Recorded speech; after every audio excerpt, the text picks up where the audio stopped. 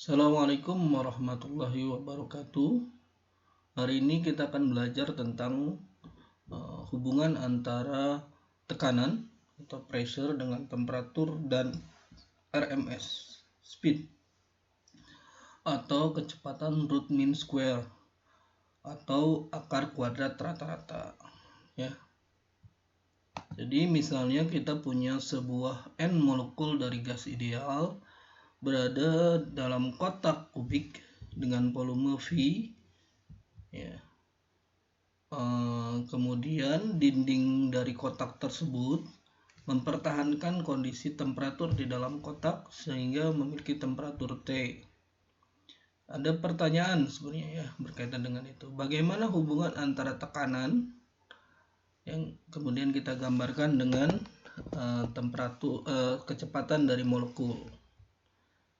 Misal kita punya sebuah molekul gas di dalam kotak di mana molekul gas tersebut bergerak secara acak dengan kecepatan yang bervariasi, kemudian juga arah yang juga bervariasi juga. Kemudian tidak ada interaksi antar gas, ya, tidak ada interaksi antar gas, misalnya gaya tarik menarik atau gaya tolak menolak, hanya murni dalam artiannya tumbukan antara gas dengan gas atau gas dengan dinding.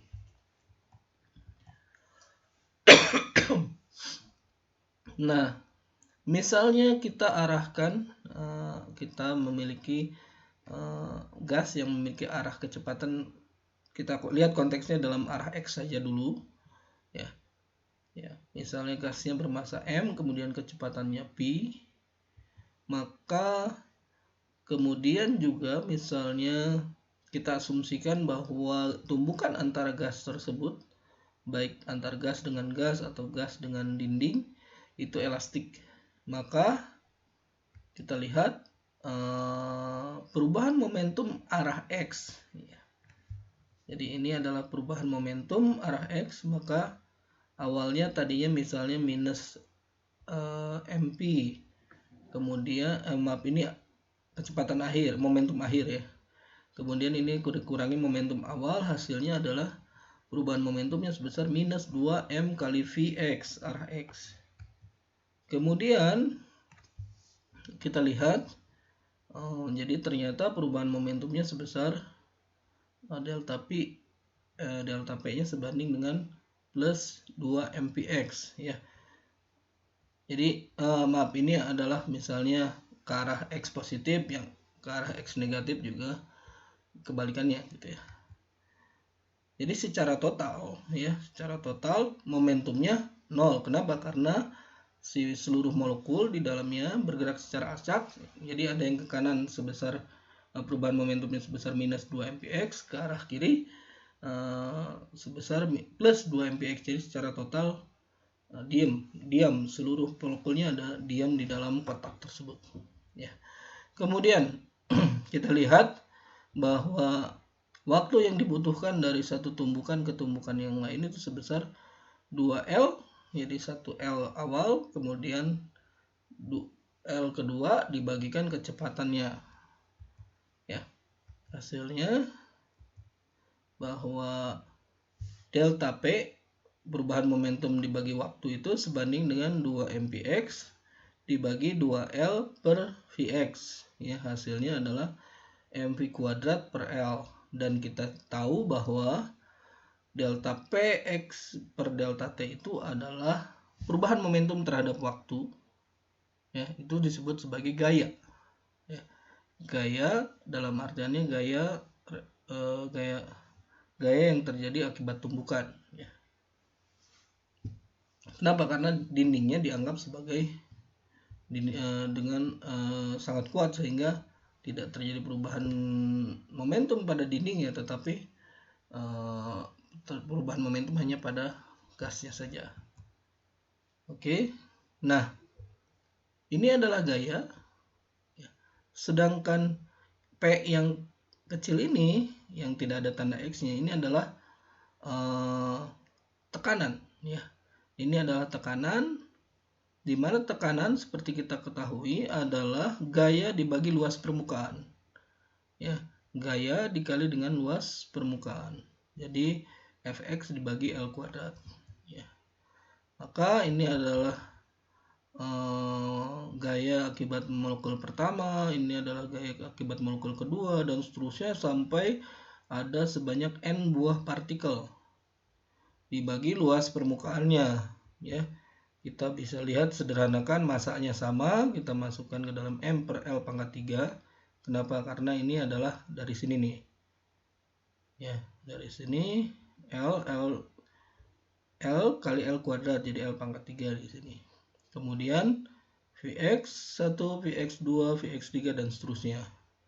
Hasilnya kita bisa sederhanakan menjadi ini kecepatannya kita artinya kita cari kecepatan rata-ratanya.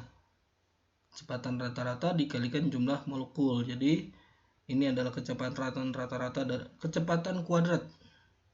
Kecepatan kuadrat rata-rata ya. Atau kita sebut RMS ya, dikalikan jumlah partikel dan jumlah mol ya. Jumlah partikel dulu, jumlah partikel, dan ternyata jumlah partikel sebanding dengan jumlah mol yang N, kemudian Na ini adalah bilangan Avogadro. Jadinya kita dapatkan bahwa tekanan itu sebanding dengan jumlah molekul ya.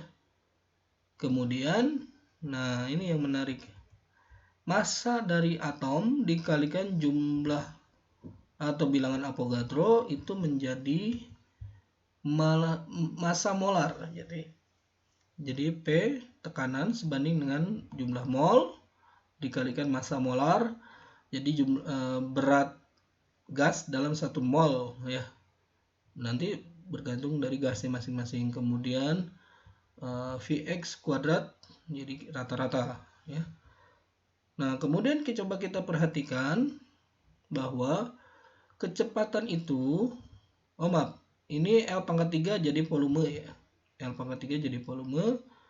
Dan kemudian coba kita perhatikan bahwa V kuadrat itu ya, sebanding dengan Vx kuadrat ditambah Vy kuadrat ditambah Vz kuadrat. Maka secara random ya, kita dapat menganggap bahwa partikel bergerak secara random, maka Vx kuadrat itu sebanding 1/3 V. Asumsinya arah X, arah Y, dan arah Z ini apa ya? Yaitu ortogonal tapi memiliki sifat yang sama. Oke, kita dapatkan bahwa tekanan itu sebanding dengan jumlah mol kali massa molar kali V kuadrat dibagi 3V, 3 volume. Oke, dan V kuadrat rata-rata itu kita sebut sebagai kecepatan rata-rata kuadrat atau root mean square atau VRMS ya. V kuadrat RMS. Oke, kita kombinasikan dengan konsep gas ideal. VV sama dengan nRT. Ya. Jadi P sama dengan Nm V kuadrat RMS dibagi 3V. V-nya volumenya pindah menjadi PV sama dengan Nm V RMS kuadrat per 3. Dan ini sebanding dengan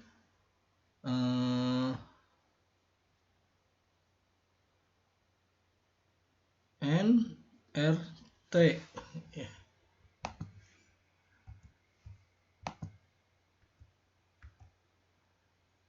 Oke.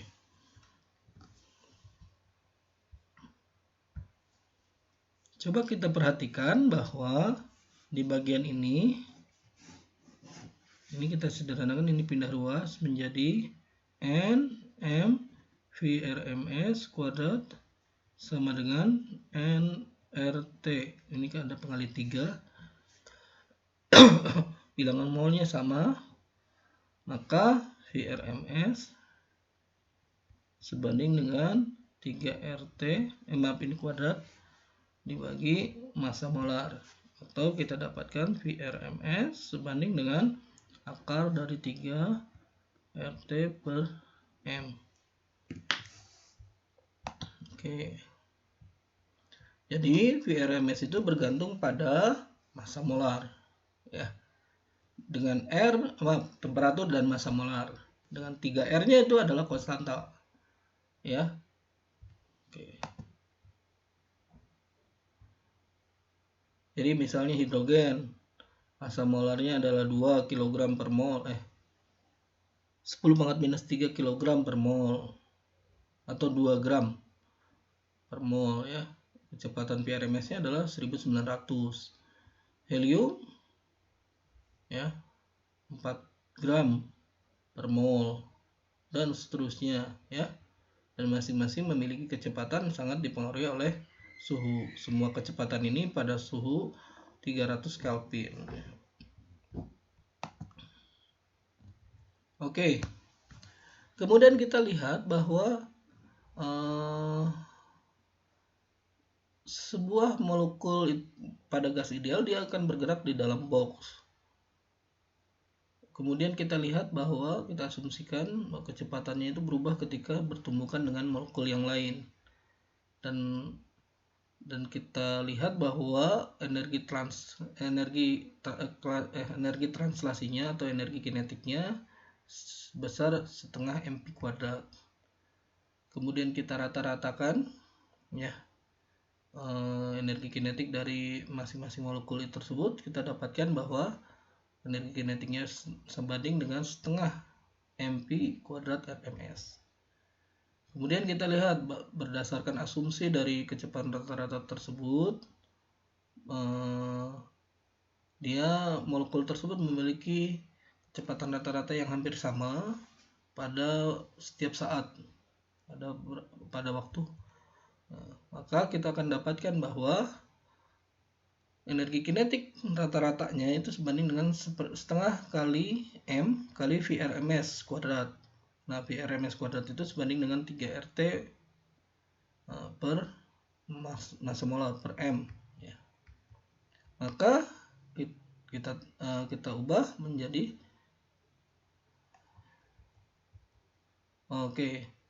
M kecil massa satu molekul dibagi massa 1 molar itu adalah bilangan Avogadro, ya. Maka energi kinetik rata-rata itu sebanding dengan 3RT per 2 Na, ya. Sedangkan kita tahu R, bilangan konstanta R dibagi bilangan Avogadro itu sebanding dengan K, ya. Ini yang ini. Maka energi kinetik rata-rata sebanding dengan 3/2 kT, ya. Ini adalah energi kinetik rata-rata dari sebuah sistem. Jadi pada temperatur berapapun, semua gas ideal tidak terlihat, tidak kita lihat berapapun masanya, dia akan memiliki energi kinetik yang sama. Jadi energi kinetik itu sangat bergantung pada temperatur. Jadi misalnya kita mengukur temperatur gas, maka kita akan juga langsung mengukur energi kinetik yang dimiliki dari molekul-molekul tersebut. Contoh misalnya, ya, ini misalnya gabungan dari sebuah gas tipe 1, 2, 3 dengan berat molekul M1, M2, dan M3. Misalnya kita lihat rankingkan berdasarkan dari energi kinetik rata-rata dan kecepatan RMS, maka jawabannya adalah energi kinetik misalnya 3, 2, dan 1. Kenapa? Karena masanya, massa 1 lebih besar dari massa 2, massa 2 lebih besar dari massa 3. Oke. Kemudian ada konsep lain berkaitan dengan jalur atau jarak rata-rata antar satu tumbukan dengan tumbukan yang lain. Jadi ketika si molekul dia bertumbukan, kemudian dia berjalan misalnya gitu, ya, dengan kecepatan rata-rata VRMS, kemudian dia akan menumpuk lagi dengan molekul lain, kemudian berjalan menumbuk lagi dengan molekul yang lain. Nah, jarak antara satu tumbukan dengan tumbukan kita sebut sebagai mean free path atau rata-rata jarak tempuhnya antara satu tumbukan dengan tumbukan yang lain. Oke. Misalnya molekul tersebut bergerak dalam garis lurus, maka kita dapat melihat bahwa jarak itu dipengaruhi oleh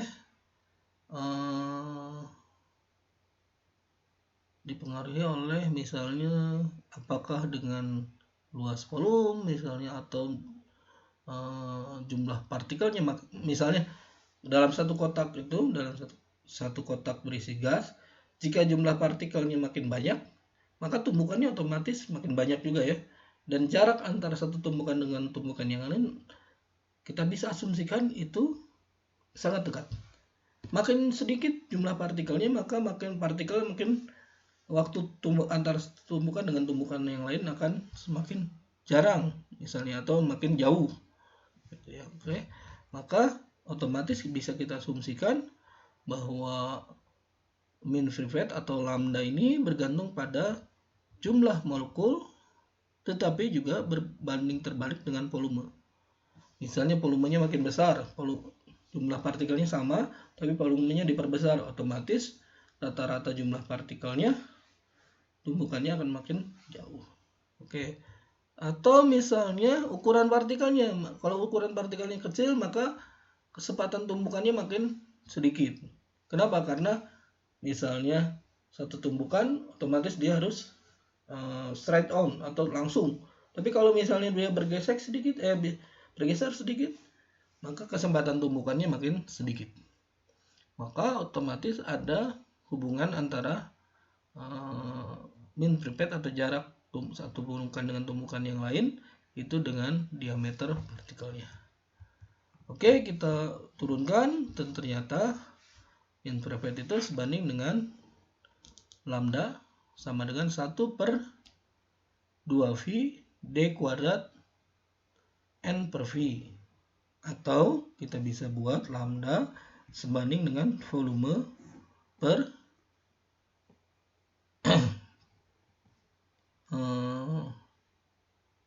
d kuadrat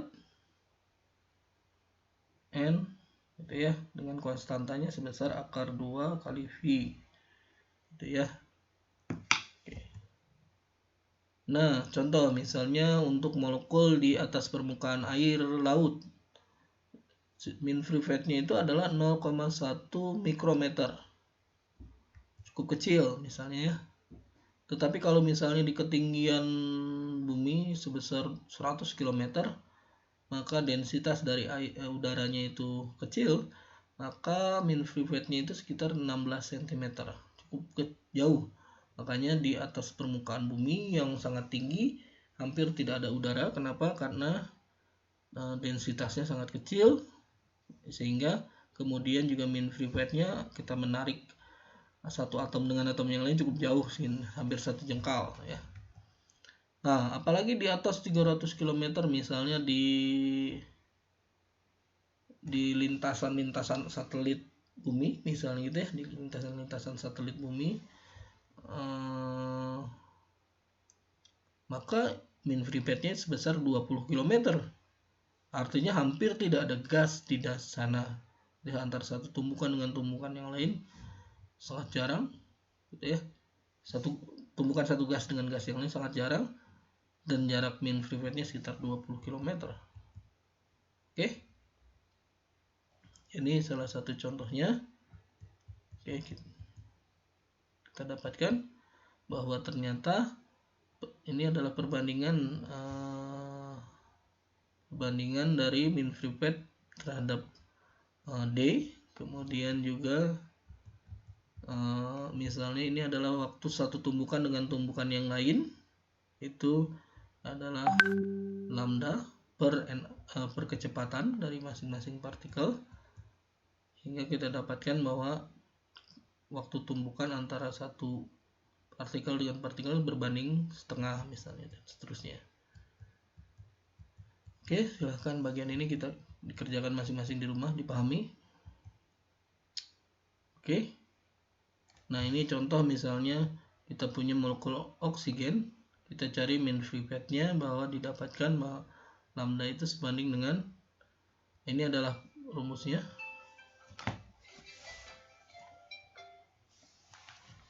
Ini adalah rumusnya, namun kita bisa sederhanakan menjadi berdasarkan persamaan gas ideal sebanding dengan ini, yang nilai ini kita ganti dengan PNA per RT, didapatkan bahwa lambda itu sebanding dengan RT per akar 2 V D kuadrat P tekanan Na ini adalah jumlah bilangan Avogadro. Ya, oke. R dibagi Na juga bisa sebenarnya bisa diganti menjadi KT, berarti KT per akar 2 V D kuadrat P, ya. Atau langsung dihitung saja, misalnya berdasarkan informasi di atas. R itu adalah 8,31 kali 300, ya. Kemudian akar 2 kali V, nah ini adalah D itu adalah 290 pikometer dikuadratkan. Kemudian ini P tekanan 1 atmosfer, berarti 1,01 kali 10 pangkat 5 PSI, berarti ya. Kemudian 6, ini adalah bilangan Avogadro 6,02 kali 10 pangkat 23. Hasilnya adalah mean free path itu sebesar 1,097 kali 10 pangkat minus 7 meter. Cukup kecil untuk sebuah tumbukan.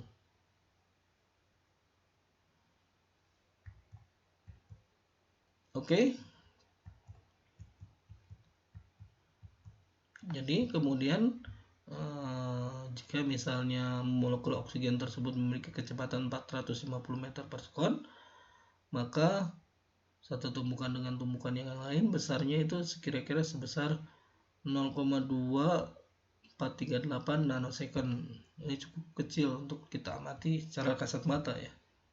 Kemudian frekuensi tumbukan juga sangat cukup besar, sebesar 4,102 kali 10 pangkat 9 per second. Ya, sangat cepat. Frekuensinya juga cukup besar. Nah, ini yang menarik sebenarnya. Ada namanya femtosecond, suatu alat untuk melihat satu reaksi kimia dengan reaksi kimia yang lain menggunakan laser. Yang mengembangkan femtosecond untuk melihat satu tumbukan dengan tumbukan yang lain, atau misalnya satu reaksi kimia dengan reaksi kimia yang lain, yang waktu reaksi itu sekitar dalam rentang nanosecond. Yang mengembangkannya adalah Ahmad Zewail, peraih Nobel kimia dalam bidang femtosecond. Ya, dia berkebangsaan Mesir. Bidangnya adalah kimia fisik, gitu ya, fisika kimia atau kimia fisik, dan dia mengembangkan alat untuk mengukur satu reaksi dengan satu reaksi kimia. Jadi alat femtosecond ini bisa melihat bahwa ketika terjadi reaksi kimia antara satu, misalnya hidrogen dengan oksigen, maka pada saat oksigen dan hidrogen itu mendekat bisa teramati, pada mulai reaksi juga teramati, kemudian pada saat hasil akhirnya juga teramati, dan itulah yang dikerjakan Ahmad Zewail sehingga meraih Nobel. Kemudian juga ada tokoh yang lainnya misalnya meraih Nobel fisika, namanya adalah Abdus Salam, kemudian juga dari Bangladesh Muhammad Yusuf, dan seterusnya, yang meraih Nobel perdamaian terutama dalam bidang ekonomi. Ya, sebenarnya bukan perdamaian, ekonomi, ya. Karena dia membangun bank koperasi di Bangladesh dan mampu mengentaskan kemiskinan di Bangladesh. Ya, oke. Ini adalah contoh yang bisa kita kerjakan. Ini juga soal-soal yang bisa dikerjakan. Oke.